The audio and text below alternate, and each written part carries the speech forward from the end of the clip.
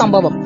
கடவுள் ஒரு நாள் கழுதையை படைத்து அதனிடம் சொன்னார், நீ ஒரு கழுதை, காலை முதல் மாலை வரைக்கும் நீ உழைக்க வேண்டும், உன்மேல் சுமைகள் இருக்கும், நீ புல்தான் சாப்பிட வேண்டும், உனக்கு அவ்வளவாக அறிவு இருக்காது, நீ 50 வருடங்களுக்கு வாழ்வாய் என்றார். இதற்கு கழுதை சொன்னது, நான் கழுதையாக இருக்கிறேன், ஆனால் 50 வருடம் ரொம்ப அதிகம், எனக்கு 20 வருடம் போதும் என்றது. கடவுள் கழுதையின் ஆசையை நிறைவேற்றினார்.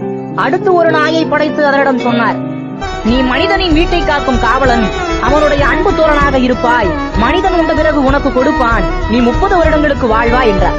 இதற்கு நாய் கூறியது, கடவுளே 30 வருஷம் ரொம்ப அதிகம், எனக்கு 15 வருடம் போதும் என்றது. கடவுள் நாயின் ஆசையை நிறைவேற்றினார்.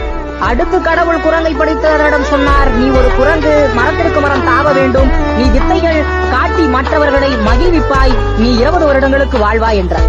இதற்கு குரங்கு கூறியது, 20 வருஷம் ரொம்ப அதிகம், 10 வருஷம் போதும் என்றது. கடவுள் குரங்கின் ஆசையை நிறைவேற்றினார்.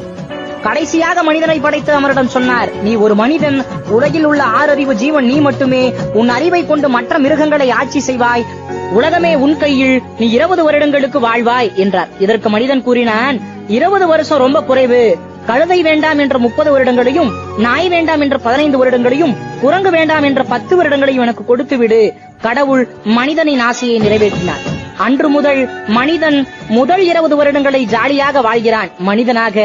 கல்யாணம் செய்து கொண்டு அடுத்த 30 வருடங்களை கழுதை போல் எல்லாம் சுமைகளை தாங்கிக் கொண்டு அள்ளும் பகலும் உழைக்கிறான்.